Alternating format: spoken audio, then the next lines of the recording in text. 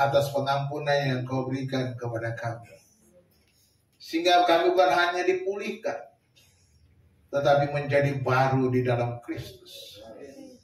Diciptakan dari ciptaan yang baru, yang lama sudah yang berlalu, sesungguhnya yang baru sudah datang. Amin. Terima kasih Tuhan, terima kasih untuk pengorbanan-Mu. Kematian dan kebangkitan-Mu menyatakan Engkau hidup. Dan kami pun akan hidup selama-lamanya bersama-sama dengan Kau. Saat ini Tuhan, kami buka hati untuk membelajar dari kebenaran firman, bahwa Engkau sungguh hidup, dan kami mau percaya dan tidak akan goyah selangkah pun bahwa Engkau hidup. Terima kasih Tuhan. Berbicaralah kepada kami siap mendengar. Di dalam nama Tuhan Yesus kami berdoa. Haleluya. Amin. Silakan duduk. Shalom. Bapak Ibu Saudara kasih Tuhan, hari ini kita belajar kembali bukti kebangkitan dari Yesus Kristus. Kita akan belajar bersama-sama dari kitab Injil Matius pasal yang ke-28. Di sana dicatat tentang kebangkitan Kristus. Injil Matius ditulis untuk menyatakan bahwa Yesus itu adalah Mesias. Dan dia membuktikan di bagian akhir ini, membuktikan dia benar-benar adalah Mesias yang dijanjikan oleh Allah dalam perjanjian lama, dan digenapinya dengan kematian dan kebangkitannya, bahwa dia benar-benar Mesias yang hidup. Mari kita membuka Injil Matius pasal 28. Pasal 28 ayat yang pertama sampai ayat yang ke-15. Matius 28 ayat 1 sampai ayat yang ke-15. Demikian firman Tuhan. Setelah hari Sabat lewat, menjelang menyingsingnya fajar pada hari pertama minggu itu, pergilah Maria Magdalena dan Maria yang lain menengok kubur itu. Maka terjadilah gempa bumi yang hebat, sebab seorang malaikat Tuhan turun dari langit dan datang ke batu itu dan menggulingkannya, lalu duduk di atasnya. Wajahnya bagaikan kilat dan pakaiannya putih bagaikan salju. Dan penjaga-penjaga itu gentar ketakutan dan menjadi seperti orang-orang mati. Akan tetapi malaikat itu berkata kepada perempuan-perempuan itu, "Janganlah kamu takut, sebab aku tahu kamu mencari Yesus yang disalibkan itu. Ia tidak ada di sini, sebab ia telah bangkit sama seperti yang telah dikatakannya. Mari, lihatlah tempat ia berbaring. Dan segeralah pergi dan katakanlah kepada murid-muridnya bahwa ia telah bangkit dari antara orang mati. Ia mendahului kamu ke Galilea. Di sana kamu akan melihat dia. Sesungguhnya aku telah mengatakannya kepadamu." Mereka segera pergi dari kubur itu dengan takut dan dengan sukacita yang besar, dan berlari cepat-cepat untuk memberitahukannya kepada murid-murid Yesus. Tiba-tiba Yesus berjumpa dengan mereka dan berkata, "Salam bagimu."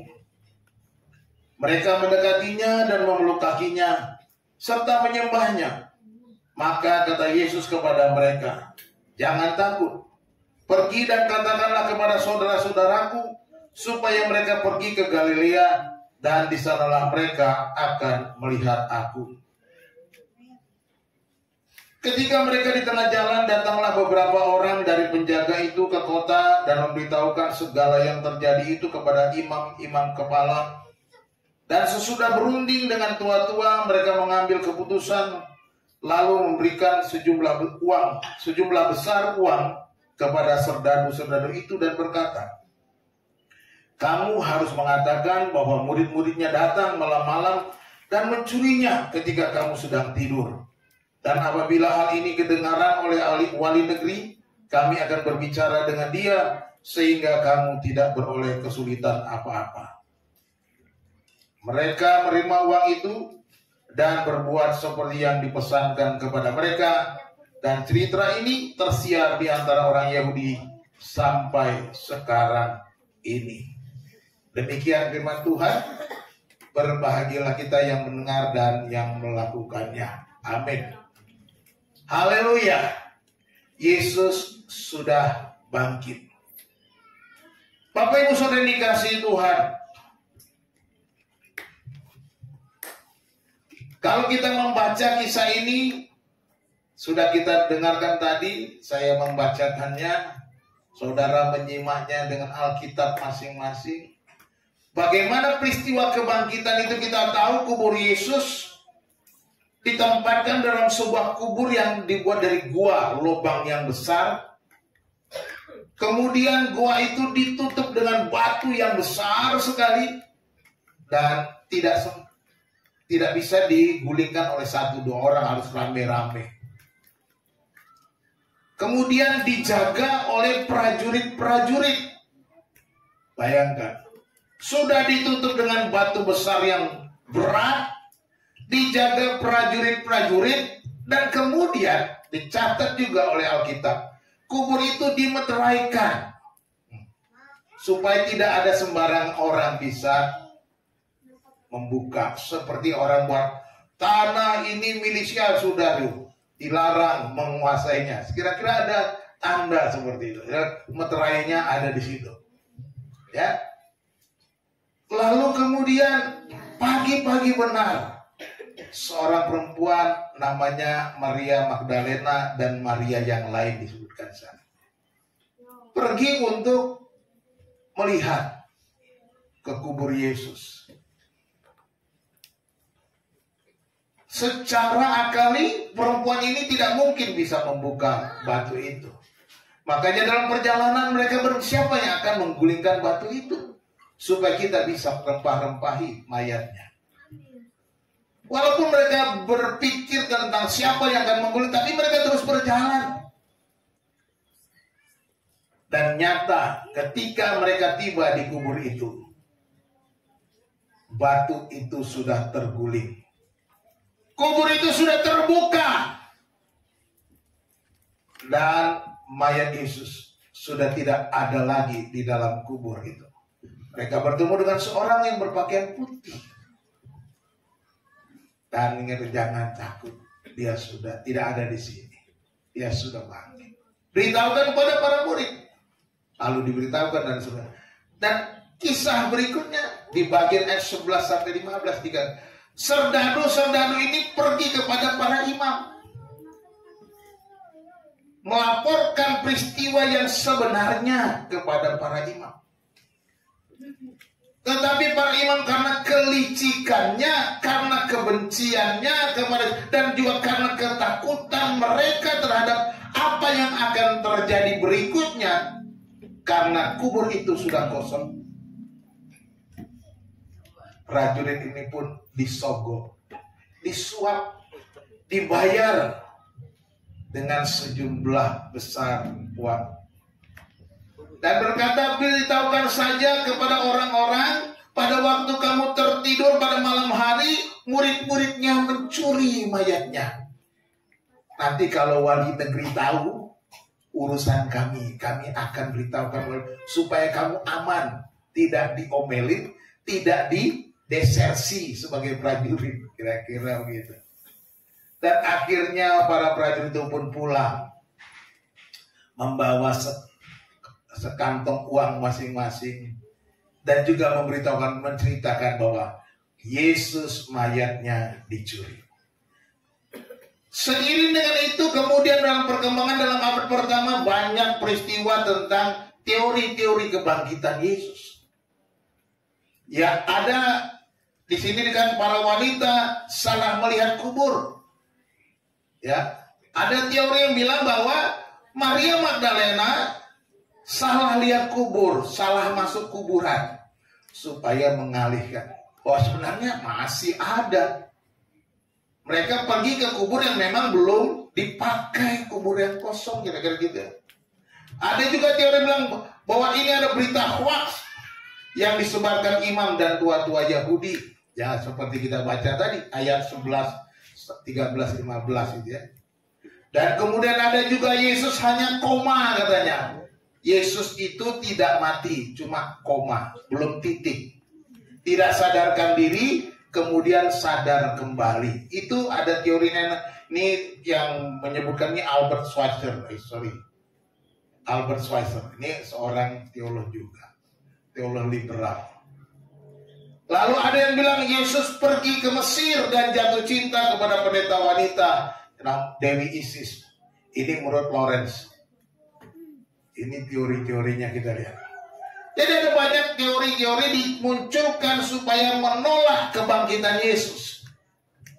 Saya mau supaya kita hari ini semakin teguh bahwa teori-teori ini salah. Ya, para murid hanya berhalusinasi, kata si Scofield. Ada juga kebangkitan adalah yang tidak logis. Ini menurut seorang filsuf abad ke-7. Nggak logis ada kebangkitan. Secara manusia ya mati, nggak mungkin ada kebangkitan. Itu menurut Spinoza, seorang filsuf. Nah, dikatakan kalau menurut Bullman dia bilang kebangkitan Yesus cuma mitos. Ya, isapan jempol. Mitos aja, cuma cerita dongeng. Sekarang apakah saudara percaya semua ini teori? Semua bergantung kita. Mau ikut ini, saudara saya katakan sesat. Kita akan belajar bersama-sama bukti dari Matius pasal 28 ini bahwa Yesus sungguh-sungguh bangkit. Ada 3 bukti kebangkitan Yesus dari Matius pasal 28 ayat 1 sampai ayat 15 ini. Yang pertama yaitu kebangkitan Yesus itu menggenapi janjinya. Di dalam ayat 1 sampai yang ke-6 dikatakan di sana bahwa Yesus berjanji. Ya. Yesus berjanji akan bangkit. Ya. Maria Magdalena dan Maria menjadi saksi. Mereka datang ke kubur itu pagi-pagi benar. Gempa bumi terjadi dan penutup itu, batu penutupnya terguling.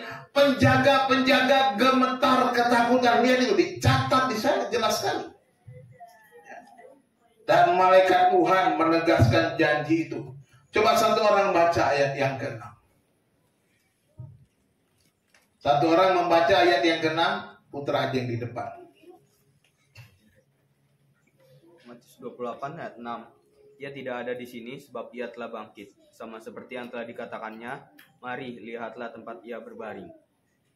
Sama seperti yang telah dikatakannya, katanya malaikat itu kepada Maria Magdalena. Ini menunjukkan bahwa Yesus sudah pernah berkata kepada para muridnya, aku akan mati, aku akan bangkit kembali. Dan malaikat Tuhan menegaskan itu. Dia tidak ada di sini. Dia sudah bangkit. Seperti yang sudah dikatakannya. Ingat baik. Bahwa Yesus sudah berjanji. Dan dia menggenapinya. Perkataannya adalah perkataan penuh kuasa. Perkataannya perkataan yang ya dan amin. Perkataannya perkataan yang tidak perlu diragukan. Perkataan pribadi Yesus. Yesus berkata, 3 hari aku akan bangkit. dan itu digenapinya. Jadi kita melihat bahwa teori-teori, berbagai macam pendapat orang yang menyangkali kebangkitan Yesus, kita tolak karena apa yang Yesus katakan diklaim atau digenapi atau juga dikatakan pasti oleh malaikat Tuhan. Dia sudah bangkit seperti yang dikatakannya. Di sini malaikat mengingatkan kembali bukan hanya Alkitab atau catatan perjanjian lama yang dimiliki para, tetapi malaikat pertama-tama menegaskan apa yang Yesus pernah katakan, apa yang Yesus pernah ucapkan, apa yang Yesus pernah janjikan kepada murid-muridnya, bahwa dia akan bangkit pada hari yang ketiga. Jadi kita bisa menolak apapun teori-teori orang. Matius pasal 12 ayat 40 berkata, sebab seperti Yunus tinggal di dalam perut ikan 3 hari 3 malam, demikian juga anak manusia akan tinggal di dalam rahim bumi 3 hari 3 malam. Ini adalah perkataan Yesus. Yesus berkata kepada murid-muridnya, seperti Yunus katanya, tinggal dalam perut ikan 3 hari 3 malam, demikian juga anak manusia akan tinggal di dalam rahim bumi 3 hari 3 malam. Jadi jelas, Yesus sudah berkata juga, dia akan tinggal dalam perut bumi seperti Yunus tinggal dalam perut ikan 3 hari 3 malam. Dan perkataan ini juga dikatakan malaikat, dia sudah bangkit seperti yang dikatakannya.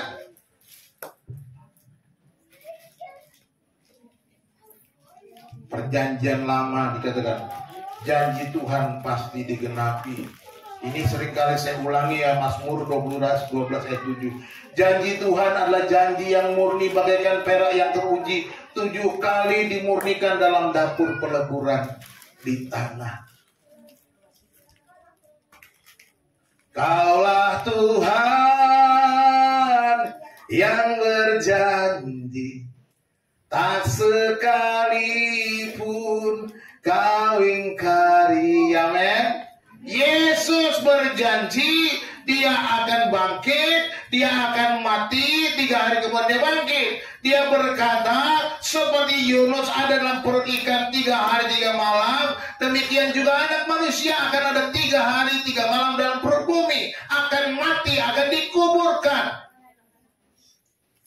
Itu sebabnya pengakuan iman kita, aku percaya kepada Yesus Kristus. Mati, dikuburkan. Pada hari yang ketiga, bangkit pula dari antara orang mati. Jelas, dicatat dalam pengakuan iman kita. Pada hari yang ketiga, bangkit dari antara orang mati. Jadi Yesus menggenapi perkataannya sendiri. Yesus tidak akan membatalkan perkataannya. Ya.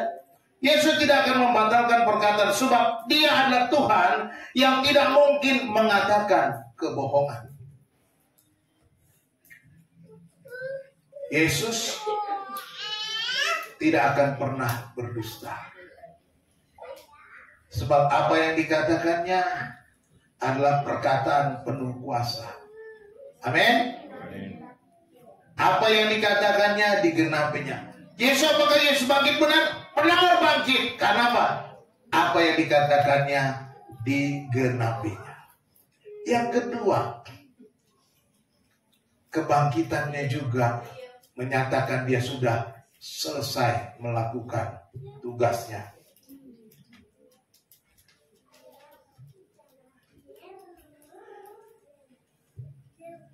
Kebangkitan, kematian dan kebangkitan adalah tugas, misi daripada Yesus Kristus datang ke dunia ini. Ini misinya. Dan misi itu diselesaikan dengan tuntas. diselesaikan dengan tuntas, tas. Datang ke dunia, lahir, mengajar kerajaan Allah, mati di kayu salib, dikuburkan, dan bangkit kembali, naik ke surga. Selesai tugasnya di bumi.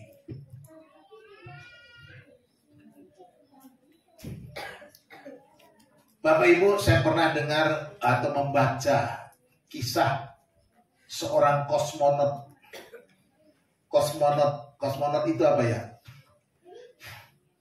Kosmonot itu sama dengan astronot. Orang Amerika bilangnya astronot. Orang Rusia bilangnya kosmonot. Kosmonot itu astronot orang Rusia. Suatu kali ada rombongan kosmonot Rusia, ya, zaman dulu namanya Uni Soviet, ya, bukan Rusia. Kosmonot Uni Soviet ini berangkat ke namanya seperti di ruang angkasa, seperti ada tempat untuk mereka, ada pokoknya ada seperti satelit yang mereka buat, ada yang harus dikerjakan di sana. Pada waktu itu masih negeri Uni Soviet. Ada beberapa orang di sana dan kemudian rupanya giliran pulang. Ada yang sudah selesai tugas pulang ke bumi, kan gitu. Tetapi sayangnya kosmonot Soviet ini karena masih menjaga peralatan yang ada di ruang angkasa, dia masih tinggal di sana. Sayangnya, ketika dia menunggu orang yang menggantikan teman-temannya dan menggantikan dia untuk dia bisa pulang, Uni Soviet pecah. Bubar negara Uni Soviet. Terdiri beberapa negara-negara termasuk Rusia, sama Chechnya, Herzegovina, seperti itu, ya. Pecah-pecah itu negara-negara kecilnya. Tidak lagi ada namanya Uni Soviet. Ada Rusia. Tetapi dia sebagai warga Rusia, dia tidak dipulangkan, nggak bisa pulang. Tidak ada yang menggantikan, rupanya biaya untuk kepulangannya tidak ada. Boleh dikatakan Rusia pada waktu itu nggak punya biaya. Kasihan. Akhirnya dia terus saja di sana, menanti sampai ada orang yang bisa bertahun-tahun hampir tidak pulang ke bumi. Itu yang terjadi dengan kosmonot Rusia ini. Padahal dia sudah menyelesaikan tugasnya, tetapi dia tidak ada yang menggantikan dan tidak ada biaya untuk kepulangannya. Sampai akhirnya markas tempat untuk peluncuran itu dijual oleh Rusia, dan lalu kemudian akhirnya Rusia pun berusaha mencari dana supaya bisa memulangkan warganya yang ada di ruang angkasa. Waktu dia pulang, kewarganegaranya masih Uni Soviet. Mau taruh di mana ini? Adanya Uni Sovietnya sudah pecah-pecah, tapi akhirnya dipulangkan ke Rusia. Saudara dikasih Tuhan, orang bisa saja menyelesaikan itu, tapi gagal untuk kembali. Tetapi Yesus menggenapi perkataannya. Yesus menyelesaikan tugasnya dan dia kembali ke rumah Bapa di sorga. Itu yang dilakukan. Lukas pasal 24 dikatakan, katanya kepada mereka ada tertulis demikian, Mesias harus menderita dan bangkit dari antara orang mati pada hari yang ketiga. Ini adalah tugas, ini adalah misi, karena ada tertulis dikatakan. Inilah misi Yesus Kristus. Misinya adalah menyelamatkan saudara dan saya.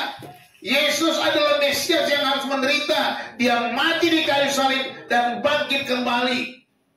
Untuk itu dia datang. Ini misinya. Kebangkitannya adalah kemenangan saudara dan saya. Kebangkitannya menyatakan bahwa iman kita itu tidak sia-sia. Amin. Di dalam 1 Korintus pasal 15 ayat 17, dan jika Kristus tidak dibangkitkan, maka sia-sialah kepercayaan kamu, dan kamu masih hidup dalam dosa. Jadi kalau Yesus tidak bangkit, sia-sia kita percaya kepadanya, sia-sia kita kumpul di tempat ini, sia-sia kita percaya kepada nama Yesus kalau dia tidak bangkit. Tetapi karena dia bangkit, maka kita yang percaya kepada tidak pernah sia-sia iman kita. Jadi kalau saudara percaya kepada teori-teori tentang penolakan Yesus yang sudah bangkit, berarti nggak usah percaya Yesus saja. Jangan percaya Yesus karena agama. Ya, jangan percaya kepada Yesus supaya saudara disebut beragama. Sebagai orang yang punya agama Kristen. Tapi nggak percaya Yesus itu bangkit. Percuma. Sia-sia semua iman itu. Sia-sia kepercayaan saudara. Sia-sia apa yang saudara. Sebab tidak ada artinya. Karena kalau cuma sekedar beragama, semua orang beragama, maka tidak ada lagi nilai kekekalan. Tidak ada lagi penggenapan janji tentang Mesias itu. Tidak ada lagi janji Yesus Kristus yang berkata, sebab aku pergi ke situ untuk menyediakan tempat bagimu. Ada. Kalau dia tidak menyediakan tempat bagi kita, buat apa kita ngumpul? Hah? Buat apa jadi orang Kristen? Nggak ada bedanya. Ya jadi orang lain aja, bebas-bebas aja. Mendingan kita hidup bebas, tidak terikat dengan segala macam kegiatan-kegiatan kerohanian, tidak terikat. Wah, seperti yang dikatakan oleh Opung kemarin apa? Ingat dan kuduskanlah hari Sabat, katanya. Ini pokoknya udah nggak ada tawar-menawar bagi saya. Hari Sabat, hari Tuhan, saya harus beribadah kepada Tuhan. Oh, nggak ada artinya keselamatan, ngapain saudara taat? Gitu. Nggak ada kebangkitan Yesus, untuk apa taat? Nggak ada gunanya. Itu makanya sia-sia kita percaya kalau Yesus tidak dibangkitkan. Kita percaya bahwa Yesus akan datang sebagai Raja. 1 Korintus 15 ayat 25 dikatakan, karena ia harus memegang pemerintahan sebagai Raja sampai Allah meletakkan semua musuhnya di bawah kakinya. Ini dia janjinya itu. Dia akan datang sebagai Mesias, sebagai Raja segala raja. Dia akan duduk di atas tahta Daud. Dia akan menjadi Raja segala raja. Dan kita akan memerintah bersama-sama dengan dia. Ini yang Tuhan janjikan kepada kita. Makanya tidak sia-sia kita percaya. Kebangkitannya, kemudian dia naik ke surga untuk menyediakan tempat bagi, dan dia berjanji akan datang kembali menjemput orang-orang yang percaya. Katakan amin. Ya. Menjemput saudara dan saya yang sudah percaya, menjemput saudara yang percaya kebangkitannya, menjemput saudara yang sungguh-sungguh percaya bahwa dia sudah mati, dikuburkan dan bangkit pada hari yang ketiga. Itu yang kita pegang. Ketika dia datang kedua kali, karena dia sudah sediakan tempat, sudah sediakan rumah bagi kita. Jadi kabar sukacitanya buat para kontraktor, alias yang rumahnya masih kontrak, Tuhan sudah sediakan rumah yang indah di sorga. Amin. Sebuah istana tersedia bagiku di balik bukit di negeri kekal, kan gitu. Di sana nanti kita akan bersama-sama dengan Tuhan. Di sana tidak ada lagi air mata. Di sana tidak ada lagi tangis. Di sana tidak ada lagi penderitaan. Di sana tidak ada lagi kesusahan. Di sana tidak ada lagi saudara mikir utang. Lunas dibayar. Yang senyum-senyum tuh ingat utangnya pasti itu. Utang saya masih ada. Nanti di sana udah gak ingat utang. Beres. Ya. Jadi percaya, dia sudah siapkan, dia akan datang kembali. Jadi inilah misi, tugas panggilan Yesus. Jadi kalau kita percaya dia bangkit, dia sudah menyelesaikan tugasnya, maka kita juga berhak bersama-sama dengan. Tugas Yesus adalah melakukan kehendak Bapaknya. Kebangkitan adalah bagian dari tugas yang harus dijalaninya. Masih ragu Yesus bangkit? Dia sudah menjalankan misinya. Yang ketiga, kalau tadi yang pertama menggenapi perkataan Yesus sendiri, yang ketiga menggenapi kitab suci. Artinya menggenapi nubuat perjanjian lama. Menggenapi apa yang sudah dicatat oleh para nabi di dalam kitab perjanjian lama, menggenapi kitab suci. Bukan hanya Yesus yang berkata bahwa dia akan mati, dikuburkan dan bangkit, tetapi dia juga mengingatkan sudah dikatakan dalam perjanjian lama, sudah dikatakan oleh para nabi bahwa dia akan mati dan akan bangkit kembali. Kebangkitan Kristus bukanlah sebuah rekayasa seperti yang dirancangkan oleh para pemimpin Yahudi dengan menyogok para serdadu. Dikatakan di sana tadi kita baca, dan kabar itu tersiar sampai sekarang. Jadi sampai sekarang artinya sampai si penulis Matius itu masih hidup tuh, masih nulis. Di zaman Matius menulis surat itu abad pertama, tersiar kabar bahwa mayat Yesus dicolong, dicuri, ya, tersiar kabar. Nah itu juga dipertahankan oleh beberapa orang sampai abad sekarang oleh pengajar-pengajar sesat yang tidak percaya kebangkitan. Dia juga mempertahankan itu, mempercayai perkataan para serdadu, berita hoax yang dikabarkan, itu yang sudah dikabarkan. Dan mereka percaya apa yang sudah disampaikan sampai hari ini dipertahankan oleh pengajar-pengajar sesat. Ya. Jadi bukan hanya sampai dulu, sampai sekarang masih ada pengajar-pengajar yang baru. Jadi pada masa kini pun masih ada bahwa Yesus tidak bangkit, ya kan? Peristiwa ini sudah ada 2000 tahun lalu, namun tidak ada yang dapat membantah bahwa Tuhan Yesus sudah bangkit. Ya, bantahannya nggak ada. Coba lihat, perhatikan teori-teori. Bantahan cuma, nggak masuk akal. Kan cuma gitu doang. Tapi buktinya apa? Cuma nggak masuk akal aja. Artinya apa?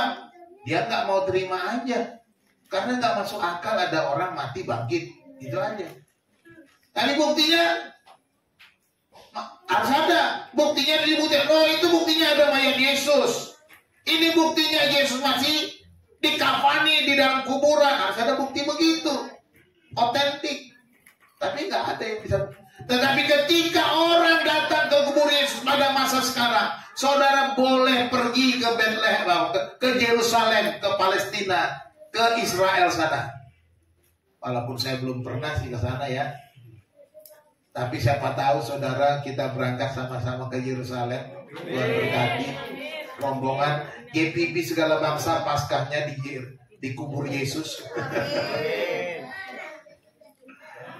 Ya kan? Kita akan melihat kubur itu, kubur di mana Yusuf Arimatea membeli kubur kosong, kubur baru, dan dia mengafani Yesus, merempah-rempah Yesus. Yusuf Arimatea menempatkannya di tempat kubur yang baru itu. Kubur yang dibeli oleh Yusuf Arimatea itu sekarang kosong.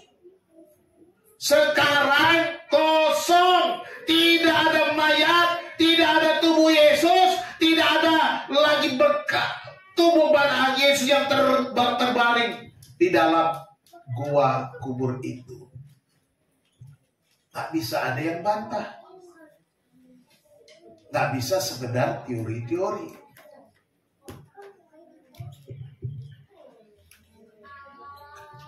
Hoak yang diberitakan juga nggak ada buktinya. Apakah mayat Yesus dicuri atau tidak? Tidak ada bukti. Sekarang saya katakan, bagaimana caranya seorang murid atau murid-murid itu, tinggal 11 orang murid, mencuri mayat Yesus? Bagaimana caranya? Tidak ada yang bisa. Kenapa saya katakan? Dijaga oleh prajurit walaupun mereka tertidur, tapi dimeteraikan. Ingat baik-baik. Kalau dimeteraikan, seharusnya para murid kalau terbukti mencuri mayat Yesus, mereka harus ditangkap. Diminta, mana mayat Yesus? Kamu sudah melanggar peraturan. Karena ini sudah dimeterai, kenapa kamu berani-beraninya melewati batas meterai? Buktinya, apakah ada bukti murid-murid dipanggil lalu ditangkap lalu katakan bahwa mereka telah dituduh dengan mencuri mayat Yesus? Tidak pernah ada. Saudara bisa baca sampai kisah para rasul, sampai turunnya Roh Kudus. Ketika Petrus berbicara dengan penuh kuasa, dia ditangkap. Dia tidak dituduh mencuri mayat Yesus, tapi oleh karena memberitakan nama Yesus, mereka ditangkap. Memberitakan kebangkitan Yesus, mereka ditangkap, tapi tidak dituduh kamu sudah mencuri. Tidak ada. Seharusnya para imam menuduh kamu mencuri mayat Yesus, lalu sudah membuka meterai wali negeri yang sudah dibuat. Artinya tidak ada bukti bahwa Yesus mayatnya dicuri. Tetapi semua itu menggenapi apa yang sudah dikatakan di dalam kitab suci. Dan Rasul Paulus menegaskan itu ya. Menegaskan bahwa dikatakan di dalam 1 Korintus pasal 15, sebab yang sangat penting telah kusampaikan kepadamu, yaitu apa yang telah kuterima sendiri, ialah bahwa Kristus telah mati karena dosa-dosa kita sesuai dengan kitab suci, bahwa ia telah dikuburkan dan bahwa ia telah dibangkitkan pada hari yang ketiga sesuai dengan kitab suci, bahwa ia telah menampakkan diri kepada Kefas dan kemudian kepada ke-12 muridnya.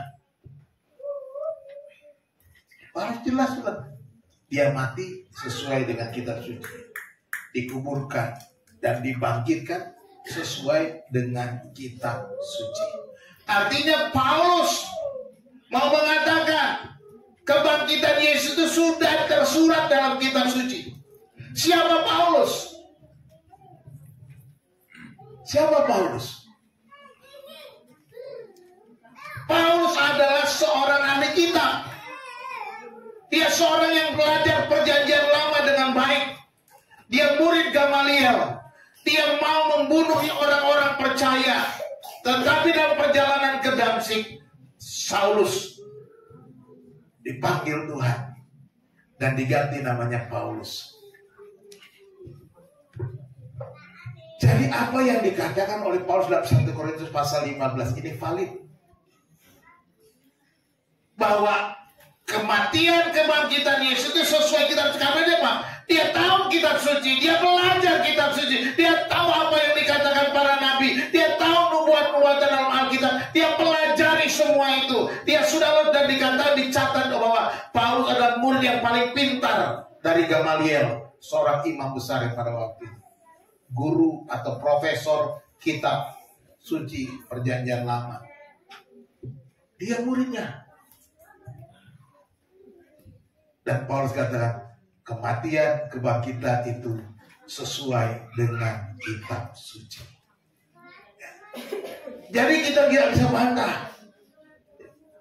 Kalau Petrus yang berkata, mungkin ada orang bilang, itu kan karena muridnya. Itu kan karena dulu dia diajari Yesus, diprovokasi oleh Yesus. Itu itu kan karena dia murid yang setia dari dulu. Petrus dia paling dekat dengan Yesus. Jadi dia bisa saja bela-bela Yesus. Tetapi ini Paulus yang berkata, dia yang membunuhi, dia yang membenci Yesus, dia yang melihat Stefanus dirajam, dia juga yang berkata sekarang, aku sudah percaya Yesus, bahwa Yesus itu sudah mati dan bangkit kembali di hari yang ketiga sesuai dengan kitab suci. Beri kemuliaan untuk Tuhan. Paulus sudah mengatakan, tidak bisa lagi orang membantahnya. Bahkan orang-orang ketakutan. Dia yang dulu membunuhi orang Kristen, sekarang sudah percaya. Dia yang dulu membenci orang Kristen, dia sekarang sudah menjadi pengikut Kristus. Ini yang terjadi, Bapak Ibu yang dikasihi Tuhan, bahwa kematian Yesus sudah menggenapi kitab suci kita. Dan kita nggak perlu ragu. Kita nggak perlu ragu dengan apa yang diberitakan oleh Paulus kepada kita sebagai penutup.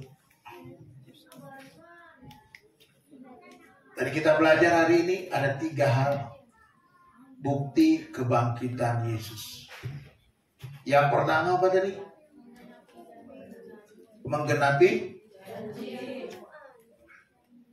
Menggenapi janji Yesus, perkataan Yesus sendiri.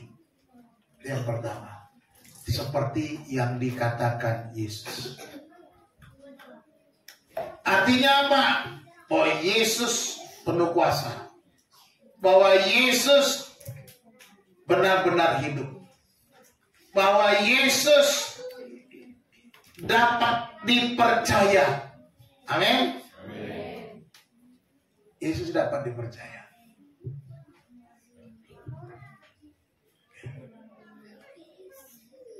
Penggenapan janjinya menyatakan bahwa Yesus adalah Tuhan yang tak berdusta.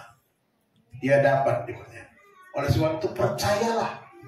Percayalah setiap janjinya dan hiduplah dalam janjinya. Percayalah perkataan Yesus. Hidupilah perkataan Yesus.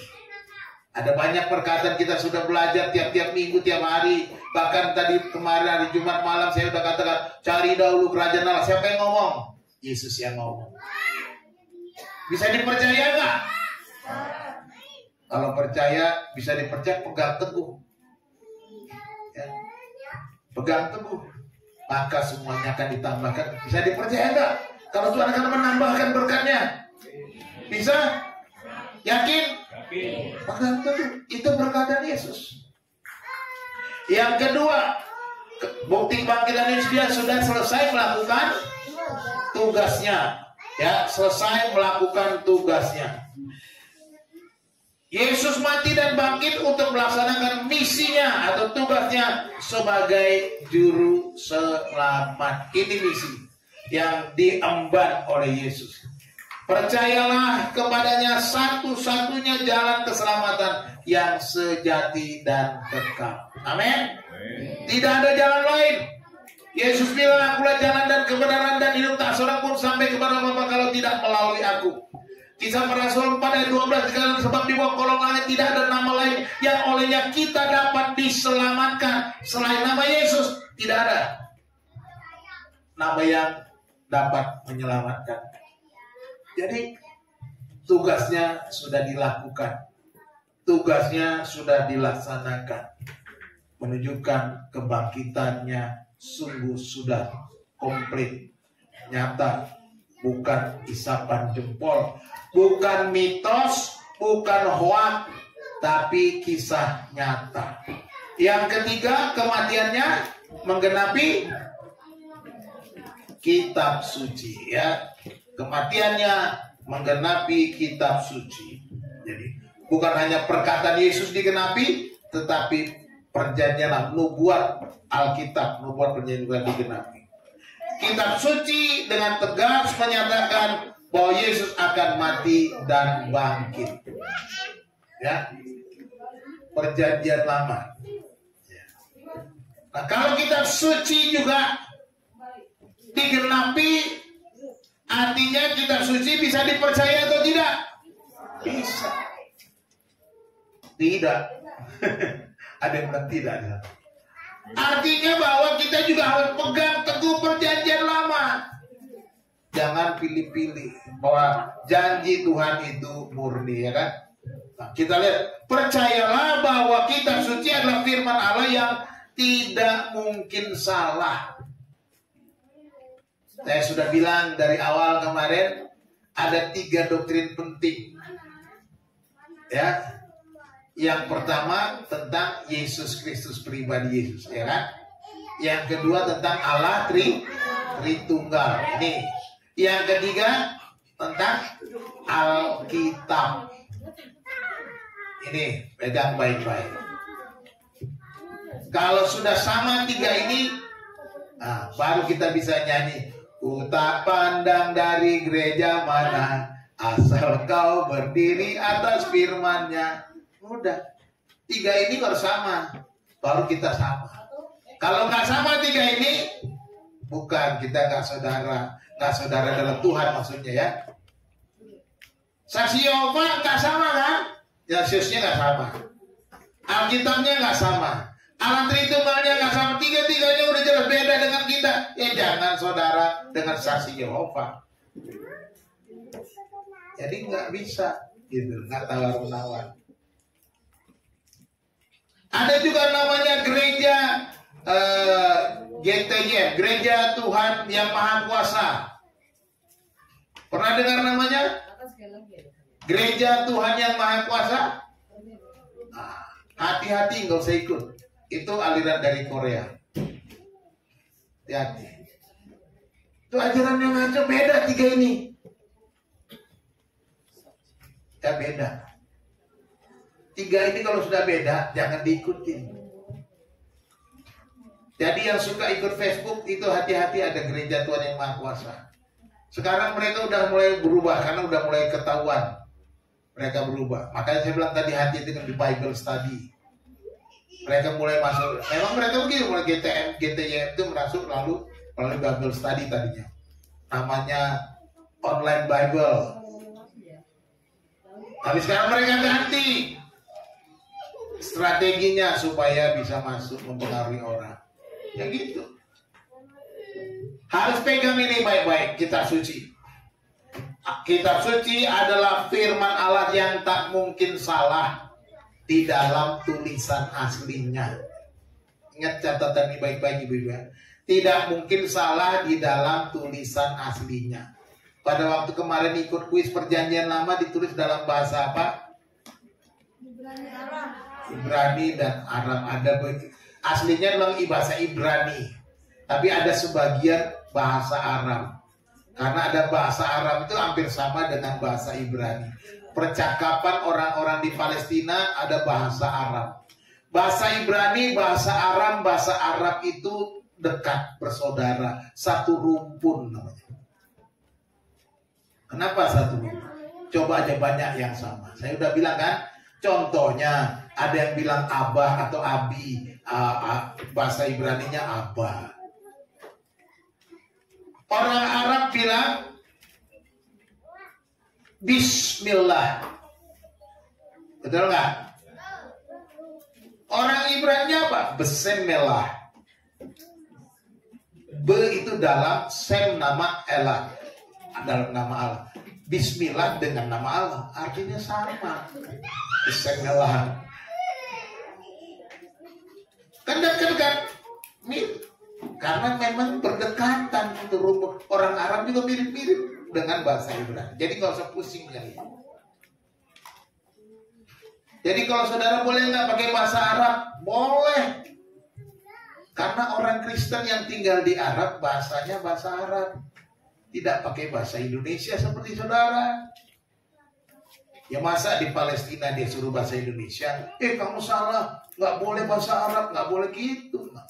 Orang mereka bahasa ibunya bahasa Arab kok. Saya punya Alkitab bahasa Arab. huruf Arab. Nah, ada. Untuk siapa? Untuk orang yang berbahasa Arab. Saya punya Alkitab bahasa Jawa. Huruf Latin tadi, karena bahasa Jawa. Karena kalau huruf Jawa lain lagi ya.